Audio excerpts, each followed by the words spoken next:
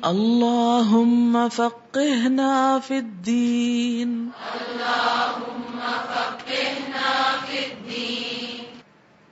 اللہم اے اللہ، فقہنا سمجھ دے ہم کو، فی الدین دین میں، اے اللہ ہمیں دین میں سمجھ عطا فرما. آپ نے پیچھے 8ویں پارے میں پڑھا تھا، اوَمَنْ كَانَ مَيْتًا فَأَحْيَيْنَاهُ، کیا بھلا وہ شخص جو مردہ تھا پھر ہم نے اس کو زندگی بخشی. تو یہ زندگی کس چیز کے ساتھ زندگی تھی؟ دین کے ساتھ. دین کے بغیر اور اللہ کی معرفت کے بغیر انسان جانوروں کے برابر ہے. جانور بھی کھاتے ہیں، انسان بھی کھاتا ہے. جانور بھی اپنی نسل بڑھاتے ہیں، انسان بھی بڑھاتا ہے. جانور بھی گھر بناتے ہیں، انسان بھی بناتا ہے.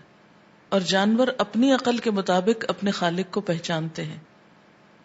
انسان کے لیے سب سے بڑی نعمت جو رکھی گئی وہ عقل اور شعور کی ہے.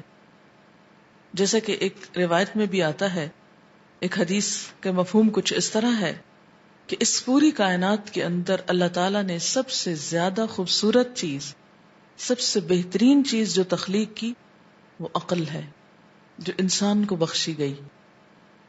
ستارے سیارے چمکنے کے باوجود خود عقل نہیں رکھتے، پہاڑ عقل نہیں رکھتے، جانور عقل نہیں رکھتے. انسان عقل رکھتا ہے اور عقل کے ساتھ اختیار بھی رکھتا ہے. فرشتوں کے پاس اگر کچھ سمجھ بوجھ ہے تو اپنا اختیار نہیں. تو انسان اس کائنات کی بہترین مخلوق ہے، اور اگر وہ اپنی اس عقل کو استعمال نہیں کرتا، لا یشعرون وما یشعرون ہے، تو یہ کس کی صفت ہے؟ منافق کی.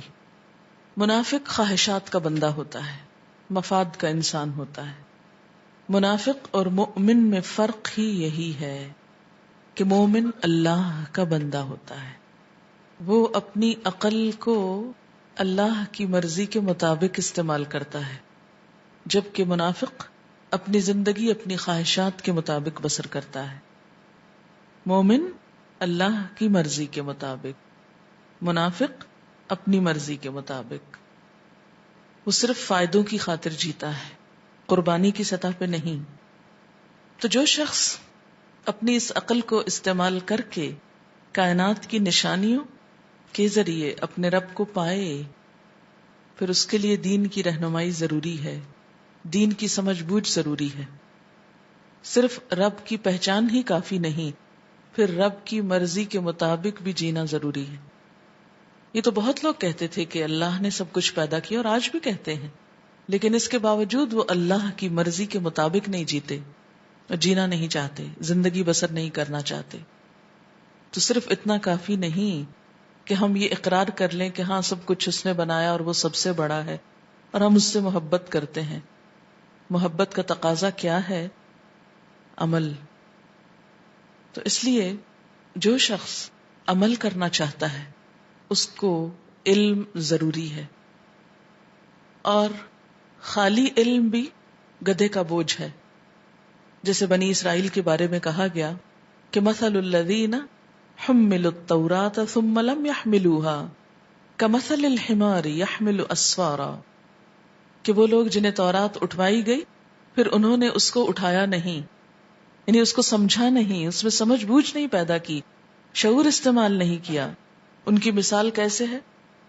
کمثل الحمار، گدھے کی طرح، یحمل اسفارا، جو بوجھ اٹھاتا ہے.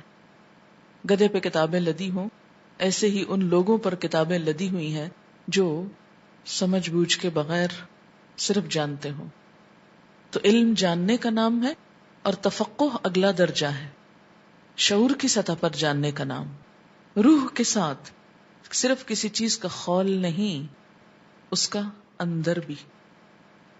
یاد ہوگا آپ کو ایک مثال دی تھی کہ اگر بادام کو اس کے چھلکے سمیت آپ ساری زندگی بھی چاٹتے رہیں تو آپ کو کچھ فائدہ نہیں ہوگا. ہاں اگر اس کے اندر کے حصے کو آپ تھوڑا بھی استعمال کریں تو اس کا ٹیسٹ بھی آئے گا اور اس کا فائدہ بھی ہوگا. تو ہمیں اپنی زندگی میں دین کے صرف ظاہریت کو نہیں لینا، صرف چند چیزوں کا علم ہونا کافی نہیں، صرف الفاظ کے معنی رٹ لینا کافی نہیں، اس کا فہم اور اس کی سمجھ بوجھ نہایت ضروری ہے۔ اس کے لیے کوشش کے ساتھ ساتھ دعا ضروری ہے۔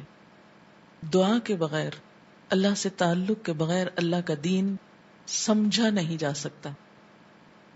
عموماً ہمارے ہاں فقہ کا لفظ دین کی ظاہری شکل و صورت سے متعلق سمجھا جاتا ہے، جبکہ تفقہ صرف ظاہریت کے علم کا نام نہیں، صرف ریچولز کے بارے میں جاننے کا نام نہیں، بلکہ اس کی روح جاننے کا نام بھی۔